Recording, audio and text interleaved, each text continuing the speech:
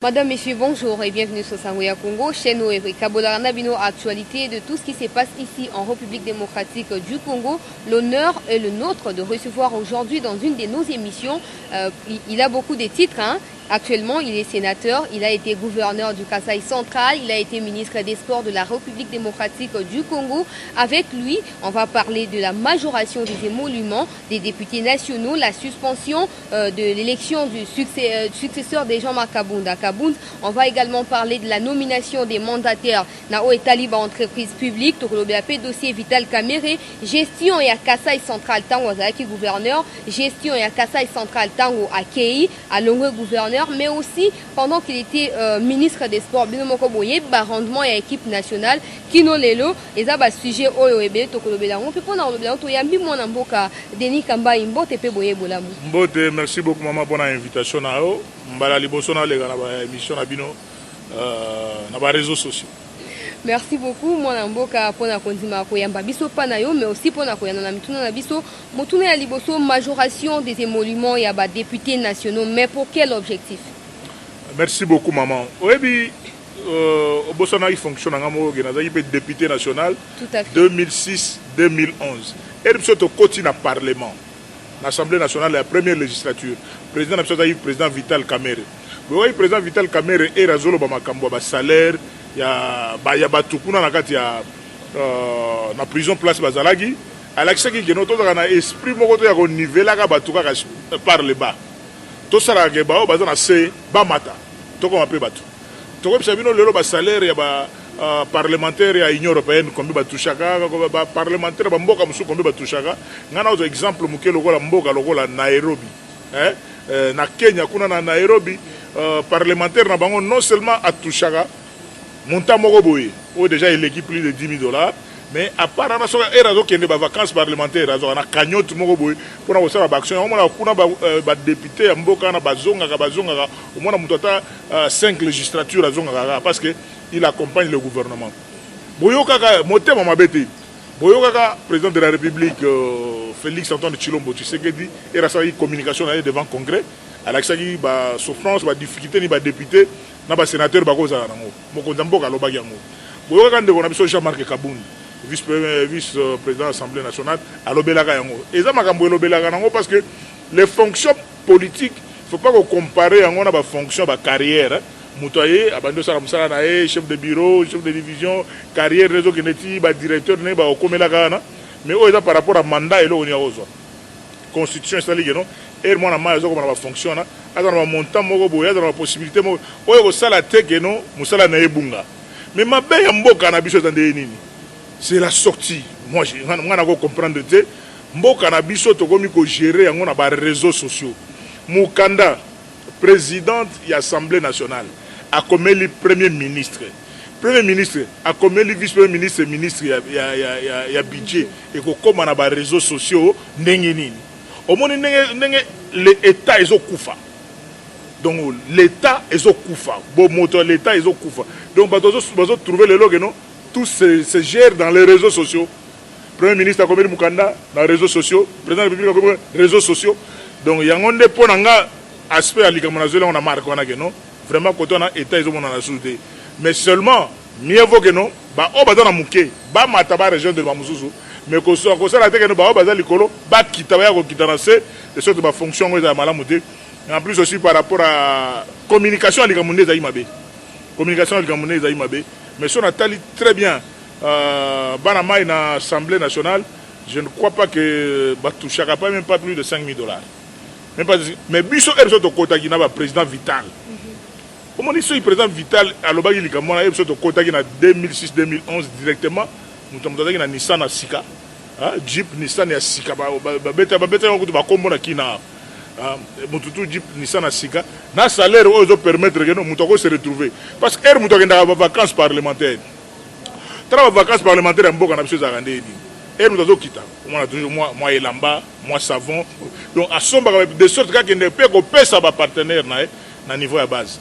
Donc c'est un faux débat na ko balelo que non. C'est un faux débat na logique ya nan to moni oyebi le kinanga Daniel Safou na sepeli vraiment Daniel Safou Hollande émission yo.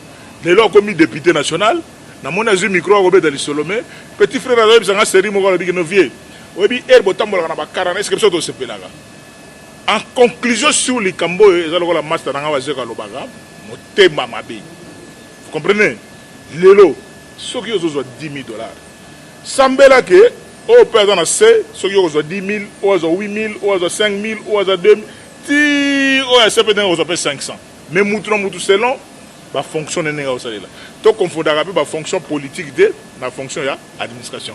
Voilà ce que je peux dire sur la question. Mon Mboka Denis Kambaye, est-ce que moment où est un moment opportun où il faut passer une majoration et un monument? Merci beaucoup maman parce que au moins un parlementaire, un politicien en Kala malgré l'âge, politicien en Kala, est-ce que moment où est un moment que le premier ministre a son mukanda au comme là, dans le but de ce premier service à premier ministre, bas son mukanda interne, hein?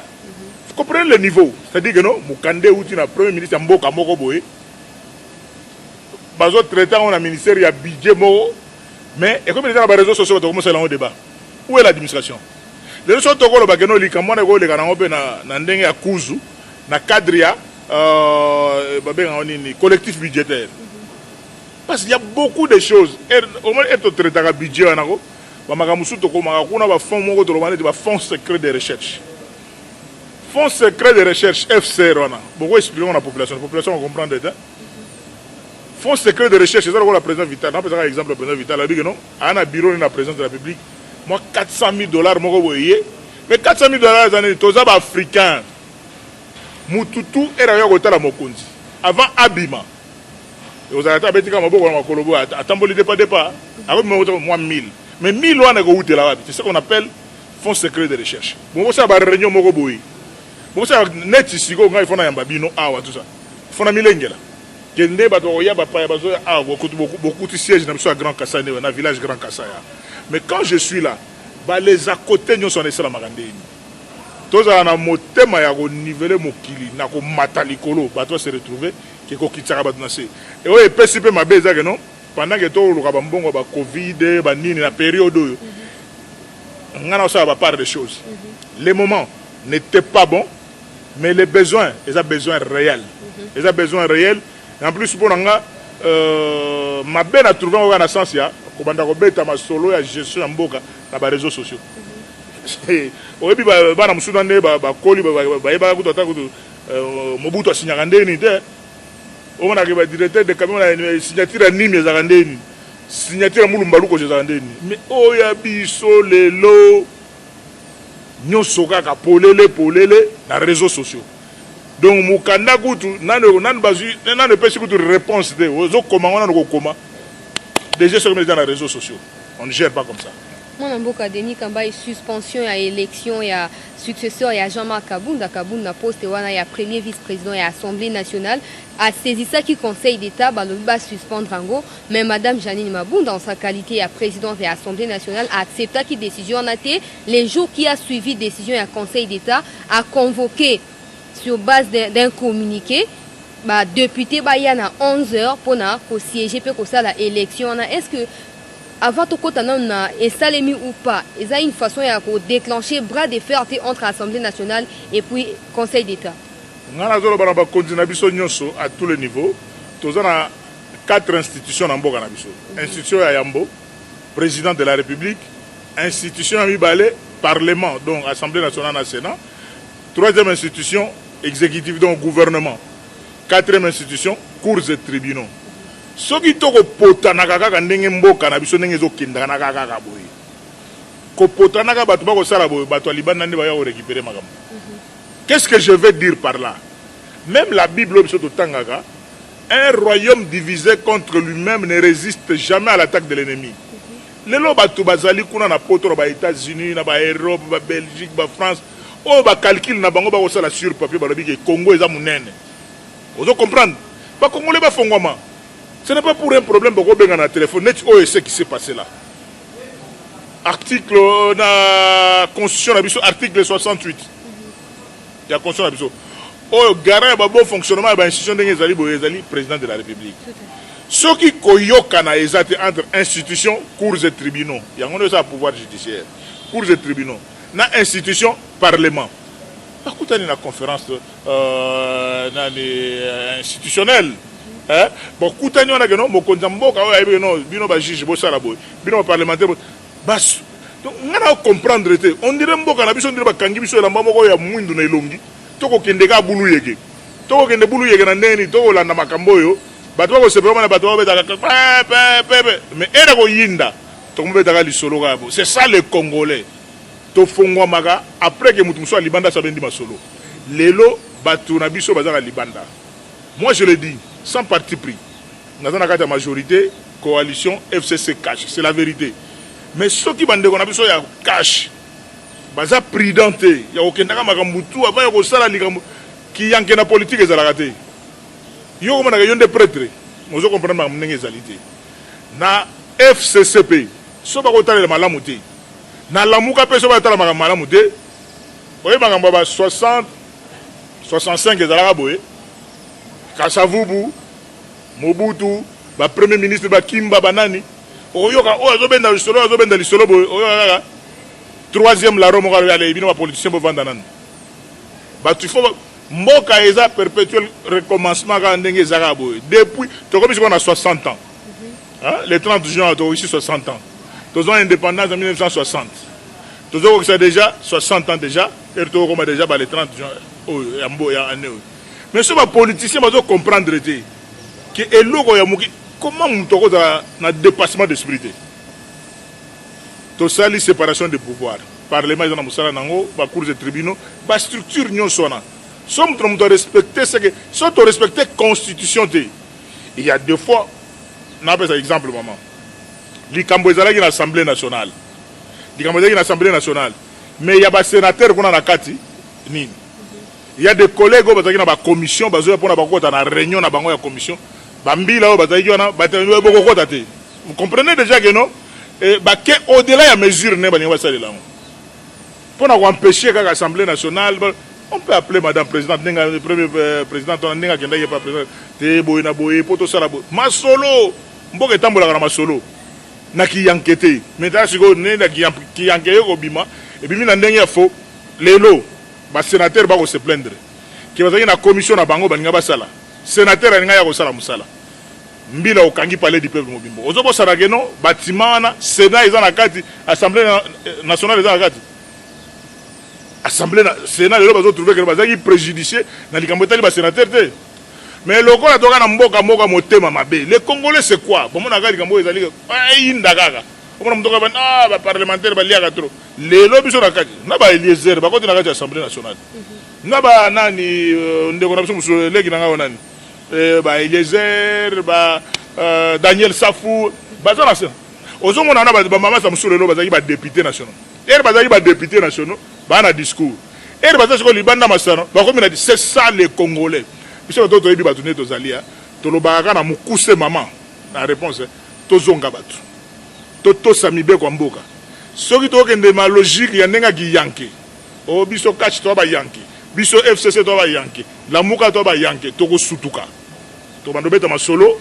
Ba tumso va se retrouver na communauté internationale da Simon Masolo et qui na logique ba kenangwana. Mon mboka Denis Kambai koyoka yoko lo baza lo kwa o sepelité na ndenge ba barricade ki concession wana pona ko empêcher bino bo accéder mais na lingi pina tuna motuna moko mon mboka na kata o malobate est-ce que procédure ya destitution à Jama Kaboul et respecter ki ba norme c'est-à-dire que ba député à UNC ba ye ba se plaindre ba lobby nga na signa kité nga kuna na signa kité mais comment ba signature na bango et se retrouver sur liste ya bato ba signa ki ngana okota la masolo on a été parce que affaire les en justice na oto yo arutu qui est cour constitutionnel il fallait essayer na magambona ngana okota la magambona bangwana te ngana zota la mboka image otoko pesa na mokili je ne vais pas entrer dans les détails INC balobaki bo IDPS balobaki te ngana ba tala image otoko pesa na mokili go parlement congolais ba policier ba minduki ba telemi ba parlementaire ba okota yoka image mais parlement na ezaka assemblée nationale c'est un parlement bicaméral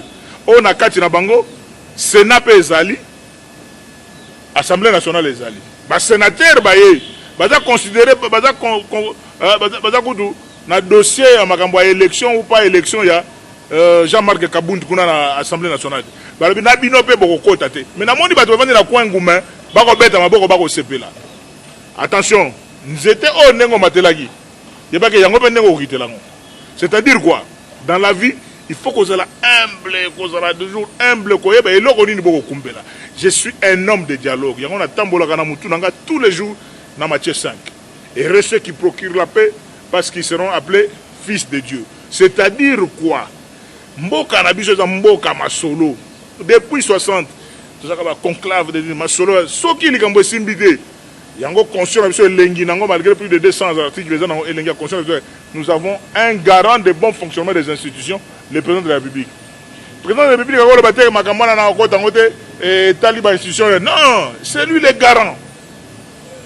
Mobile a télé maganandako. C'est-à-dire que nous sommes moi gauche droite moi gauche droite au télé yoyaka bochanasi. Pour na lire ne makamunenge zokinde. A lire on est que makambo makambo tu tanga ba livre. Oyo komanda ba 60 Lumumba bengani Kasavubu bengani Lumumba o ti soda moko bi ngam na komi président. Faut pas to fongwa ma ngana comprendre on dirait to vraiment envoûté. Mboka on dirait ba sali na nzamba ngo ba na bango pe ba coopérant. Bokangi ba église. Non mais on n'est pas obligé. Jésus a dit na ba yeko combien. Ba église ça a été logique ba plein à plein. On va sali plein na ba église ba bimika masumo zo continuer. Vous pouvez prêcher à la télévision, système comme vous connaissez la période de Yesu. Na Yesu vous avez au tambola de village en village au tambola. Mais maintenant comme dans un écran, au pesi matéya. Qu'est-ce qu'on veut? On veut prêcher, on veut faire backup. Donc maman ngai naza muto kimia na ko continuer côté ya pona kimia ya ko bakeno à la lire où vont les choses. À la lire où vont les choses. Ceux qui va comprendre qui orgueil qui égoïsme, qui bonga. Hein? Nous disons qui bonga. Donc, qui bonga. Sur le maison qui s'en a simate. Cash, FCC, Lamouka. Balabito Tchanase, Toton Mboka, Torobele. Mon Mboka Denis Kamba est nominateur, il y a un nouveau mandataire dans l'État entreprise, établissement public. Population, parce que tout ça qui baladère, population, ils ont regretté. Comment on a sous la même figure, la population est déplorée qu'il y a quelques années au Zonga, par exemple, toujours le Batu Awate, mais toujours le Salemi, la nomination de quoi il y a M. Lambert Mendaza honorable José Makila. Est-ce que Batouana, il faut qu'il revenir pour changement, et ça les matos, il faut pas qu'il. D'abord, il y a porte-parole dans Bangote. Il y a porte-parole, il y a Bato nommé Bangote. Bato nommé Bango, il y a critères ni nommé les Bango. Il y a un motuna ya boye, aucun de tuna bango moko, bien otuna pe bao ba nommé. Mais biso ngana bino dans la population. To tambola toyoka ce que demande le peuple ndenge zali. Oyo lobi na population to lobi. Mais ngai na porte-parole na bango te, moyen na bango ezate. Donc je reste na kwenanga, ya koloba vraiment que non. Il faut to za na banque de données, ba service d'intelligence. Bakulutu Kibeli Sabanani ba ANR ba DGM ba service de l'intelligence. Et c'est à l'époque no batanga ka batune ba yoka ka penenge que demande le peuple. De sorte que herba o chamut lelo ya batu oyo geno lelo so lobi geno population sondage nani bolingi lelo za la ministre de la finance. Boyoka ka peut que demande le peuple. Nani bolingi za ministre de la défense. Nani bolingi za ministre de l'intérieur. Nani bolingi za ministre de sport. Non, le ministre, tout ça a rappelé le logo Mogeno, er tozo nommé, Toyo Kagapé, que demande le peuple. À partir de que demande le peuple, on a une stabilité. Parce que on Kondi. Mais il y a 4 Yamutu, Molimo Yamutu, ils ont Ozara pour Ozara, mais ils ont senti roté. Donc il est difficile, maman, vraiment, nos mandataires, Sikoyo. Parce que nous avons la porte-parole, nous avons retour na mutu et la famille politique ndenge zaleli mais ngana sina pesa déjà point de vue na banda kala total la nzambe mais mingi mokonza mboka autorité morale na biso pe ya FCC na ba ninga nyoso bazalaka ba keno erto ko salaka makambo toyoka ka pe que demande le peuple toyoka ka pe que vraiment que demande le peuple là tout belaka au Italie changement tant on mokonzi mboka comment il a bokonzi alobaki changement mais comment vous en tant que autrefois élu du peuple yo moko te ko rappeler biswango awa okoki ko expliquer phénomène que yo moko oza député national yo moko oza sénateur yo moko oza la sous nommé na administration publique Maman, Oebigenga, prochainement, tu as une réforme dans les années, un président de la République avec 4 vice-présidents représentant 4 espaces linguistiques. Il y aura réforme. Deuxième réforme, pour Nanga, Sénat, na ba mandat au Sénat ils allaient tout l'Assemblée nationale gaga. Yango mo gaga. Donc pour Nanga, ba makambo ko yaga, ba Assemblée provinciale pe abuo pia, ba gouvernement provincial pe kufa parce que ça un budgétivore pour rien.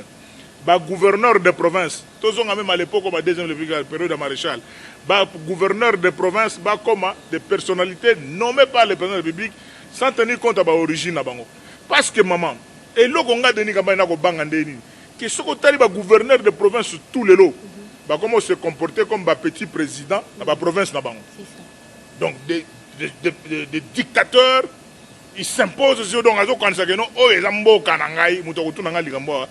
mais ceux qui moutonent, vous croyez aujourd'hui quelqu'un de l'Équateur, Mungala Morobo, bâtiment dans Kassai central, alors la même attitude que le gouverneur originaire à côté, non. Il va service. On ne peut pas prendre aujourd'hui un général commandant de la police originaire à Sud Kivu. Botine sur la Sud Kivu. Pourquoi que nous savons ça? Originaire à Sud Kivu. Botine na Sud Kivu.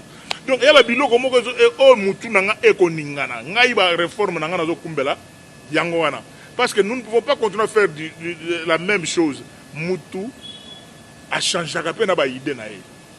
Côté axe ngana ngana kumba masolo na biso yangwana geno ngana za muto ba boule geno to changer ba biloko le loto ko lela mangamba oh non le train de vie des institutions train de vie des institutions c'est vrai pour to tchaki on ndenga boulou yeke trop d'institutions pour rien les lots vous voyez des assemblées provinciales les ana presque 26 assemblées provinciales bah ça le lot plus de 8 mois d'impayement vous comprenez mais pourtant sur l'assemblée provinciale on a ils arrêté ministre provincial, ceux qui économisent, mais à ça n'a rien. Il est un ministre provincial, il se comporte comme un conseiller du gouverneur. Non mais, épaulé est analogique, non, des ministres. C'est des structures inutiles. Gouvernement provincial, assemblée provinciale, des gouverneurs originaires, c'est dangereux, maman. Et Salema Kitango, vous savez qu'il y a une majorité présidentielle, pourquoi proposer et Salema Kitango, vous savez qu'il y a une assemblée provinciale. On a vu ce que vous avez masolo ya ba élection et ça m'a dit dans Sun City. On a Sun City, c'est ça les Congolais. Les solo ba solo on a Congo awa ba kenda na Sun City. Et ba comme na Sun City, mutu na agenda caché na ye. Ce qu'on a le même système de gestion en Boka Nabiso. Est-ce que nous sommes dans un régime présidentiel ou nous sommes dans un régime parlementaire? Au moins, dans un régime sui generis. Tantôt, le Parlement a un rôle à jouer, le président a un rôle. Donc, il y a un peu de montagne. Moi, je MLC, avec l'appui à Ouganda, RCD avec l'appui à Rwanda. Donc, MLC, KML, il y a Bamboussa Nyamouissi, il y a Roger Lumbala. Donc, il y a Mindou qui peut avoir le pouvoir. Na OEP, parti gouvernemental, Bakutani, Moutou, na COP naye, Agotambola na idée naye. Vous comprenez? Et il y a le solo ya COP. Il y a un moment où il surtout dans les connexions à parler, ton demandant de constitution, mais nous devons faire la révision constitutionnelle. Ça n'engage que Denis Kambay, il y a des structures où ils allaient budgétivores pour rien. Donc, et ça, qui déjà adopté dans le peuple dans le référendum, en 2006, il y a l'élection, ils ont été le pouvoir. Donc, on a mis candidat proposé mon Kondiamboka.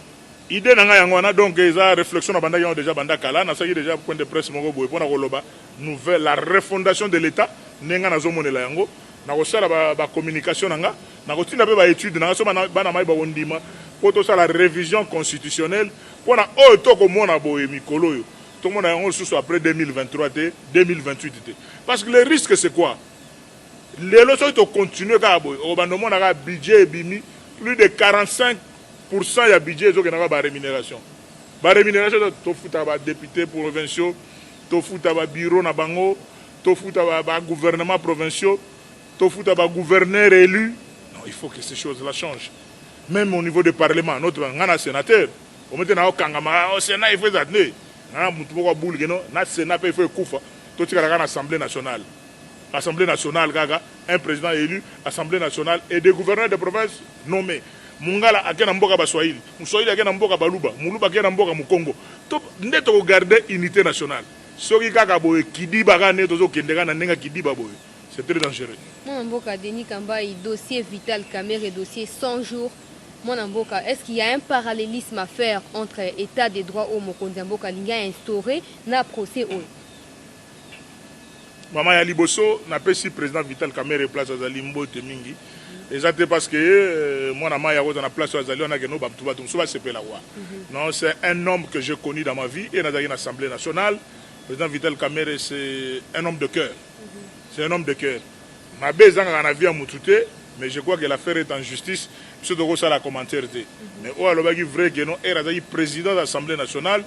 Namoro capitaine de l'équipe Assemblée nationale en 2006-2011. Je dis que c'est un homme de cœur. Oh, et commis. Justice c'est ça la musala nango mais toti kababilo comme on a ba communication na biso neti ya koyinana noto ko lisande bolingo que l'amour du prochain, l'amour de la patrie est continu na ko soupçonner de na ko sonde mitema ya batute mais to linga Congo to linga muto ya kozala mais quant à justice nenge bandi justice ça la musala na na justice ça la musala na justice de sorte que côté vérité ezali et voyez bana côté Mbappé ezali donc j'ai pas beaucoup de commentaires à faire. Soutenez-vous la vision du chef de l'État, c'est-à-dire l'instauration de l'état des droits, état des droits ezali constitutionnel maman. État des droits ezali slogan té. État des droits ezali slogan té, état des droits ezali constitutionnel, c'est-à-dire que non ko respecter mibeko ya mboka. État de droit et lobby que non mibeko ya mboka ezo tambola likolo ya ba sentiment na biso ata yo soko de maison mibeko et lobby ndene donc la primauté ya mibeko primauté ya droit sur ba caprice ya biso bomoto donc to za te que parce que moni pangi nanga po ndeko nanga muluba ndeko nanga mukongo ndeko nanga muswahili ndeko nanga mungala non mobeko ya mboka et lobby nini par rapport à tel donc nous ne pouvons qu'encourager les présidents de la République qui sera une logique il y a état de droit ou ezali déjà constitutionnel parce que ceux qui état boliste na biso mboka ezande nini à partir de mibeko mboka eza volontaire mututé donc donc on est du maréchal on autant comme maréchal trop parce que c'est quand même un président de la République qui a marquanga personnellement na makambo belé mais ça ya kolobaka ke alobi que non o ko soit tel azo soit na constitution c'est ça état de droit. Donc, tous ceux qui sont dans mibeko ya mboka constitution na likambo nini likambo nationalité constitution le binin likambo parité constitution le binin likambo gratuité de l'enseignement tout est constitutionnel botamboli ya mokili c'est sur base ya constitution mais ceux qui to comme la constitution to comme ça ma candidat na biso ya bomoto. Donc, on est sur l'état de droit. Est-ce que les autres sont extraordinaires, par exemple, les procès, on a tout simplement parce que les constitutionnel, mais parce qu'il y a quelques années, la population a été en côté. Mais vu que comme il faut officialiser, ils ont communiqué sur Yango, il y a même des actes qui sont posés dans les sens là que Batoubauz a monté. Oui, problème aux allés à Nengolobi communication. N'attends Jésus. Et ceux qui me collent belé pour comprendre la Bible parce que c'est de porte en porte. Pour comprendre la Bible, on a là où non, mais à partir de la télé, on peut comprendre ma solo tout. Mais moi je peux vous dire maman, na prison na bisona. Premier prisonnier à côté dans la prison, c'est pas Vital Kamerhe. Avant Vital Kamerhe, il y en avait encore beaucoup d'autres bakota. Mais les lots ont commis que les Kambotou communication. C'est ça l'importance de la presse. Au moins, je vais vous dire que l'émission est au localement. Elle est à RTNC, mais au Tobé, charisme vinga à Londres. Donc,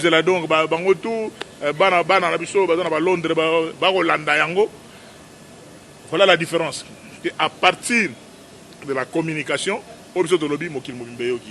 donc, mingi toto sande mibeko ya mboka. Donc, état de droit yangwana, au moni master nanga waze quoi, abimisipe album nae, article 23. Vous comprenez? Mais tu vas l'obéir mboka na biso, article 23, liberté d'expression. C'est-à-dire que Moutou a l'obame, a to sande article 23. Mais il y a un album à Boépo, au début, tu vas faire la promotion dans le bal, tu vas réfléchir sur l'article 23. Mais aujourd'hui, tu vas faire solo à chéri. Chéri d'amour, il y aura un zemboye aussi la promotion. Eshima, votre magazine qui bat au rythme de l'actualité. Retrouvez la nouvelle édition.